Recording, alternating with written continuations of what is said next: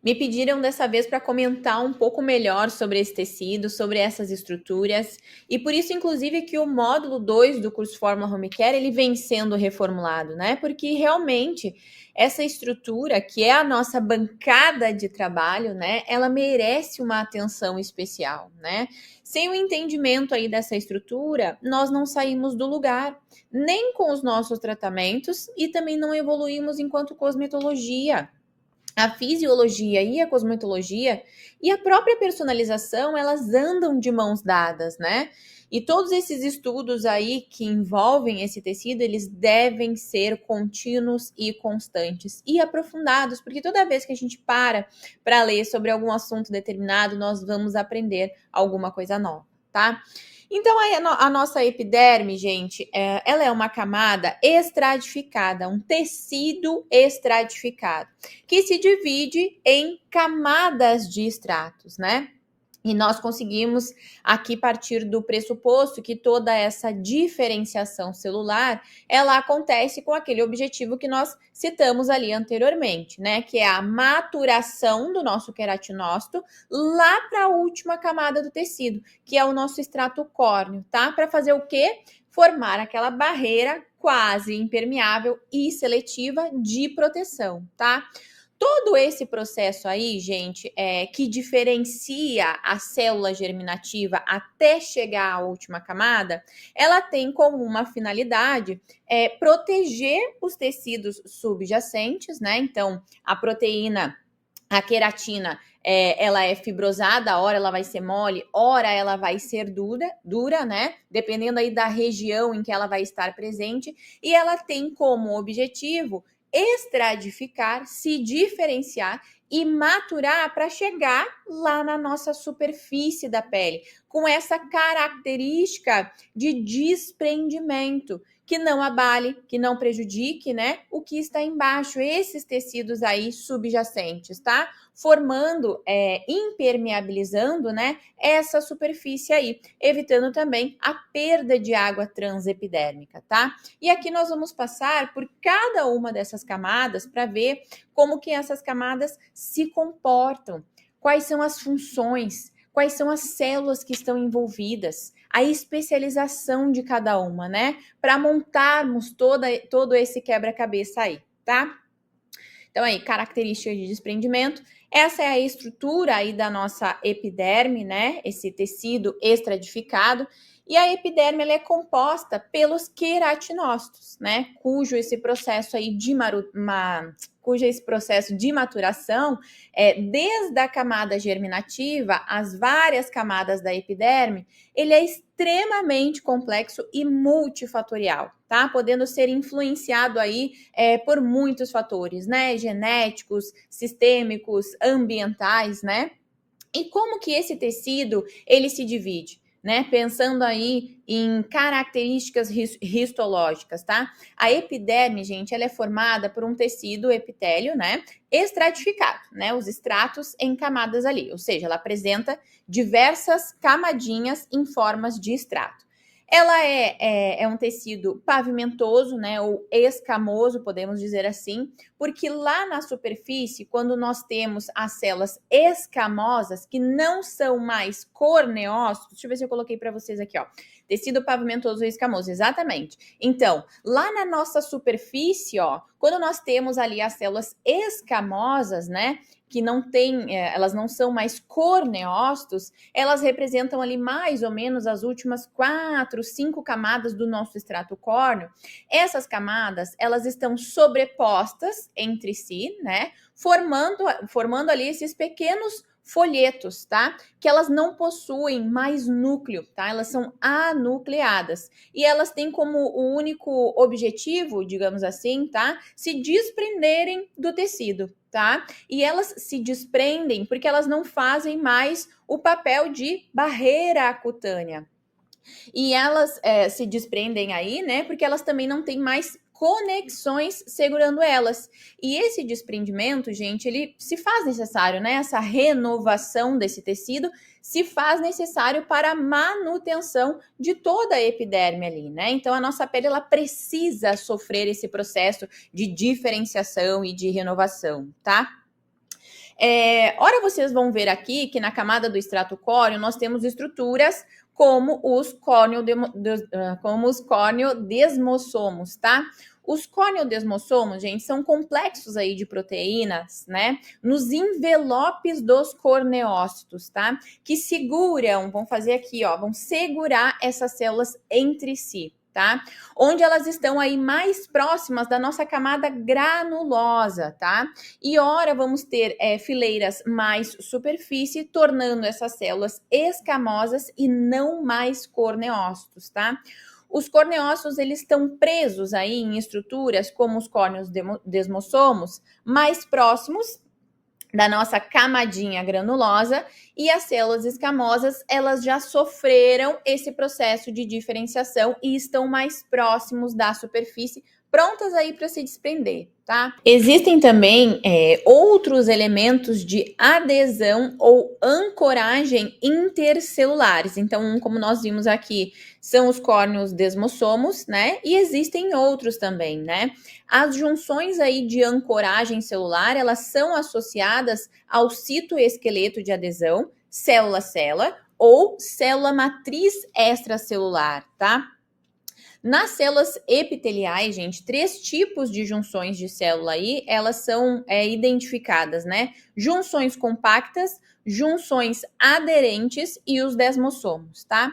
A adesão célula matriz extracelular vai incluir aí adesões dos hemidesmossomos. Até coloquei para vocês aqui na nossa outra tela, tá?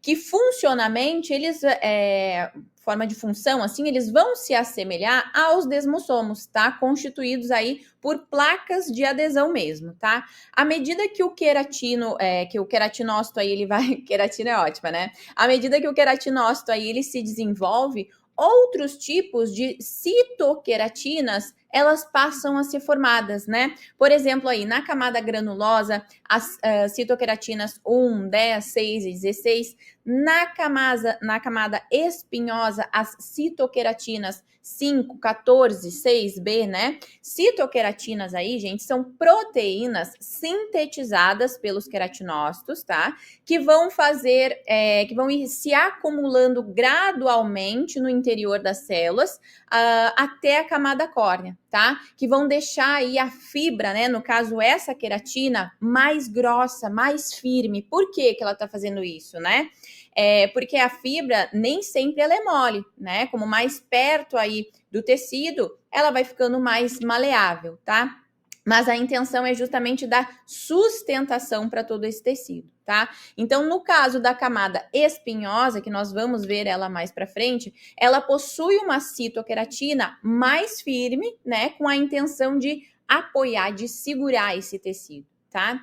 As junções aí celulares, né? Contato célula-célula e contato célula matriz extracelular, são normalmente aí compostas por proteínas de adesão transmembrana, tá? Uma placa submembranar, assim, né? Podemos dizer assim, densa de elétrons, né? Que é compostas por proteínas sinalizadoras que vão contribuir aí para todas essas sinalizações intracelulares. Bem louco tudo isso, né? Mas a gente pode, que essas camadas ainda podem ser chamadas aí de junções de comunicação. Por isso que eu disse para vocês que tudo começa a fazer sentido, né? Elas podem ser chamadas aí de junções de comunicação, junções apertadas, zonas ocludentes, junção comunicantes, junções de gap, que é o que nós temos ali naquela nossa outra figura, né? Nessa parte aqui do slide. Então, algumas dessas junções aí irão formar as barreiras de permeabilidade seletiva, né? Selando as células adjacentes, tá? E por que ele é o nosso extrato aí, ó? Por que ele é queratinizado, né? Porque ele tem uma função, a função aí de toda a estrutura é justamente formar queratina, né? Formar esse envelope queratinizado, né? Com o objetivo de quê? impermeabilizar todo o tecido, criar essa barreira de proteção física, né? Evitando principalmente aí essa perda de água transepidérmica, né? Então, queratinizar o tecido serve como uma proteína aí, né, fibrosa de proteção, de barreira física mesmo, né? E por que ela é especializada, né? Porque todo substrato ali vai ter a função de acordo com a morfologia do queratinócito, tá? Ora, vamos ter um queratinócito ali K2, K13, K15, enfim, tá? Por que ela é organizada? Cada uma dessas, acho que eu passei ali, ó. Por que ela é organizada, né? Cada uma dessas camadas aí tem uma função, uma organização específica, diferente da derme, que é tudo embaralhado, emaranhado, sabe? Então, ela é extremamente organizada ali, tá? Ela também é desprovida aí de vasos, né? Então, essa nutrição, ela vai acontecer por uma difusão a partir da derme, e ela apresenta como 5 camadas principais aí o nosso extrato córneo, lá de baixo, ó, extrato basal, extrato espinhoso, granuloso, lúcido e córneo, tá? Nós vamos passar por cada uma dessas camadas aí. Então, nós temos aqui o nosso extrato basal ou extrato germinativo, né? Ele é feito aí, podemos dizer assim, uma única camada mais interna e é o único extrato de células em contato diretamente com a nossa derme, tá? E ela possui aí 3 espécies diferentes de células, né? Que são os queratinócitos, células de Merkel e os nossos melanócitos, tá? Os melanócitos, gente, eles têm origem exclusivamente nessa camada, exclusivamente na camada basal. Não existem melanócitos originados em outras camadas. O que nós podemos ter nas outras camadas são os prolongamentos, né, os dendritos aí, interagindo com as camadas aí adjacentes, tá? Podemos ter também os melanócitos em pêndulos, que é quando nós temos um dano dérmico, tá? Mas eles têm origem exclusivamente nessa camada basal aqui. Então, essa camada, gente, ela está mais próxima aí do nosso tecido conjuntivo da derme, tá? E é através dela que vamos germinar todas as outras camadas. A germinação, né, esse processo de maturação, ele inicia aqui nessa camada. Ela é composta por uma única camada de células, como nós falamos aí anteriormente, né, que ela tem como característica morfológica serem cúbicas, né, assim, ou prismáticas, basófilas e também a presença de um grande núcleo ali, tá? Essa camada, ela é rica em células-tronco, uma característica que faz com que também seja conhecida como uma camada germinativa, tá? As principais características aí das células-tronco, gente, são a capacidade de autorrenovar, de se diferenciarem em diversos tipos celulares, tá? Elas têm esse papel aí regenerativo, né? Então, quando estes sofrem alguma lesão, algum trauma, por exemplo, tá? Nem todas as células aí presentes nessa camada, elas têm essa especialização, né? Elas têm essa característica de células-tronco. As papilas dérmicas, ó, até coloquei na figura ali para vocês. Essas papilas dérmicas, elas fazem parte dessa camada aí, justamente para dar sustentação para a epiderme, para manter toda essa invaginação ali, tá? Então, nem toda célula presente aqui no extrato basal, ela vai ter essa característica de renovação. Ela não vai, nem todas as células ali, elas vão se maturar, porque nós temos células que precisam ficar ali dando sustentação para todo o resto, tá?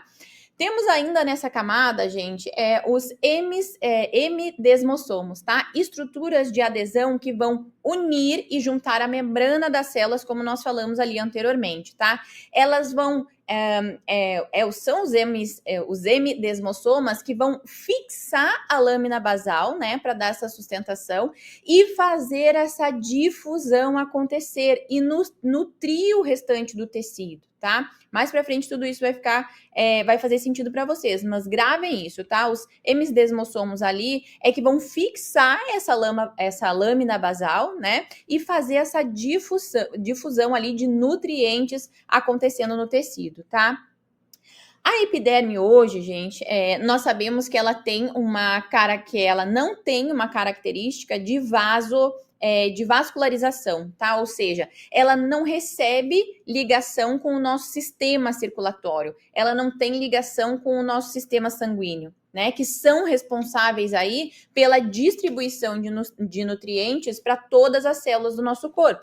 Então, se a epiderme ela é avascular, ela não tem correlação com esses sistemas, da onde que ela vai tirar nutrição e oxigenação?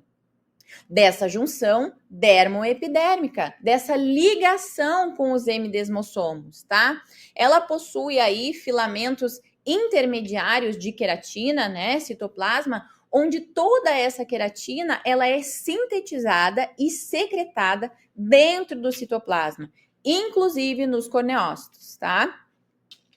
E as estruturas celulares presentes na camada basal, tá? Nós temos aí os nossos melanócitos, que correspondem a mais ou menos de 2 a 5% das células da epiderme, que são células aí dendríticas, embriologicamente derivadas dos melanoblastos, tá? Os quais se originam lá da nossa crista neural, tá? São células, gente, fenotipicamente falando aí, importantes e responsáveis pela pigmentação da pele, dos pelos, contribuindo aí também, né, para nossa tonalidade cutânea, tá? Elas distribuem-se aí em diversos locais, tá? Não só na nossa pele, mas também como olhos, a nossa íris ali, ouvido, sistema nervoso central, enfim, mucosas, né? Ela confere aí também uma proteção direta aos danos causados pela radiação ultravioleta, né? Ela tem como um dos principais objetivos aí a proteção do nosso DNA, tá? Temos aqui a nossa célula de Merkel, tá? Que são de origem neuroendócrina. Olha que incrível essa figura que eu coloquei para vocês aqui, como tudo vai começar a fazer sentido. Elas apresentam aí grânulos intraplasmáticos, né? Com substâncias neurotransmissoras. Elas estão aí em contato íntimo com as fibras nervosas da nossa derme, tá? Elas são aí mecanorreceptores de adaptação lenta em locais de alta sensibilidade tátil, tá? São células que são encontradas principalmente nos lábios, nos dedos, na nossa boca, né? Na membrana externa aí também dos nossos folículos pilosos, tá? São apresentadoras de antígenos, né? Elas fazem parte aí também do nosso sistema imune, tá? Elas recrutam e sinalizam para todo o nosso sistema imunológico. Em seguida, vamos ter aqui a nossa camada espinhosa ou a camada malfigiana, também chamada aí de corpo mucoso de Malfig, né? E ela recebeu esse nome de Malfig, né? Porque ele observou que lá nas primeiras fileiras dessa camada espinhosa, né? Elas ainda têm uma atividade mitogênica, né? Por estarem bem próxima aí da nossa camada basal. Então, nós ainda temos, de certa forma, uma nutrição acontecendo nesse tecido, né? E aí, depois dessas primeiras fileiras, que mais ou menos elas correspondem ali a 4, 5 fileiras, né? Deixamos de ter essa estrutura de Malfig, né? Que recebe essa nutrição, e passamos a ter a nossa camada espinhosa, tá? Que ela é formada aí por células escamosas ou espinhosas, né? E elas têm essa característica morfológica ali poliédricas, né? Que elas achatam, elas vão ficando mais achatadinhas ali e sendo encaminhadas em direção à nossa superfície, tá? As células dessa camada, gente, elas encontram ali presas também entre si, né? Por células de ancoragem, que são lá os nossos desmossomas, tá? Que fazem essa junção. Essas junções aí, elas possuem a mesma função dos corneócitos, né? Lá do nosso extrato córneo, né? Que exercem aí o papel de mediadores, né? Para a transferência de nutrientes, né? E de sinais elétricos também, através desses canais aí que são localizados entre as células adjacentes, tá? Quando nós temos alguma anormalidade nessa camada em específico aqui, tá? Os desmossomos, gente, eles vão causar a separação das células, tá? Que vai gerar a formação de bolhas ou vesículas na epiderme e provavelmente vai acontecer alguma disfunção aí dermatológica, né? Que é o que acontece nas doenças autoimunes, tá? Esse extrato ele é constituído aí de 5 a 10 camadas mais ou menos de queratinócitos, né, do tipo espículas, tá? Pouco achatadas e também tem um núcleo ali central. Nessa camada também, gente, na camada espinhosa, nós vamos encontrar aí as citoqueratinas K5 e K14, tá? Em pequena quantidade aí que ocorre a síntese das citoqueratinas K1 e K10, tá? Características do padrão de diferenciação epidérmica para levar a essa queratinização, tá? É aqui nessa camada que são formadas fibras, né, queratinas aí mais grossas, mais firmes, né, que são aí mais resistentes a traumas e atritos mecânicos, tá? É nessa camada aqui que também possuem as células, né? Células de Langerhans, até coloquei ele para vocês, que vão sinalizar o nosso sistema imune, né? O nosso sistema de defesa do organismo.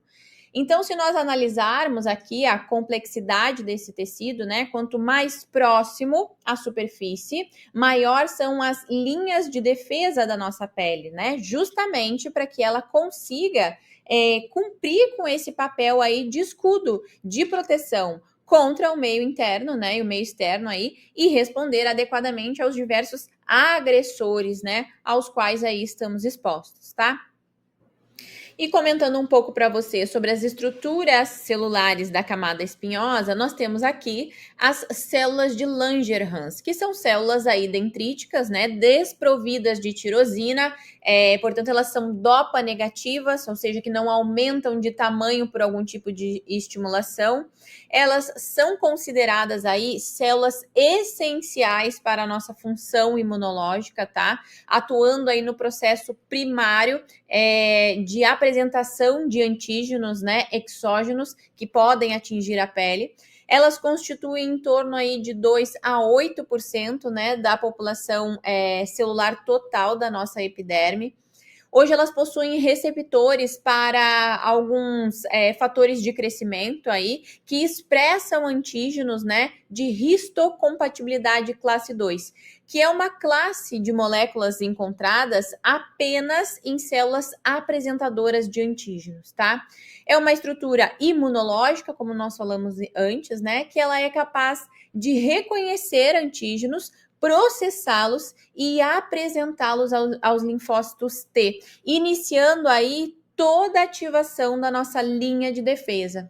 Alterações aí nessas células, gente, tanto qualitativas como quantitativas, elas têm sido aí registradas, né, em várias condições patológicas que nós conhecemos, né, como vitiligo, lúpus, alguns tipos de micose, dermatite atópica, né? E além da nossa epiderme, essas células de Langerhans, elas podem ser aí encontradas, né, na derme, no nosso sistema linfático, nos linfonodos, no nosso timo, no baço, esôfago, né?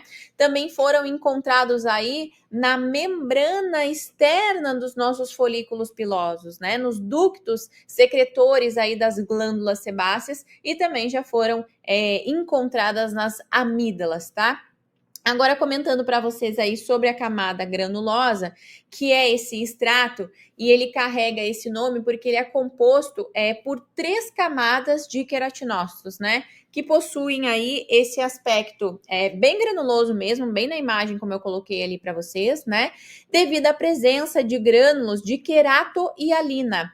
Queratohialina, gente, é um precursor aí da nossa filagrina, né? A nossa proteína aí responsável por agregar os filamentos de queratina, né? E outras proteínas das camadas aí da epiderme, tá?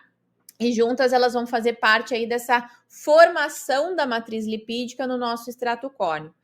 dessa camada da epiderme que são originadas aí as bicamadas lipídicas do nosso extrato córneo. E aqui é que nós vamos ter aí a formação dos corpos lamelares, tá? Esses grânulos aí de queratohialina, né? Eles contêm aminoácidos que são ricos em enxofre e também eles contêm pequenos corpos lamelados, podemos dizer assim, né, ovais, que possuem uma mistura de lipídios, tá?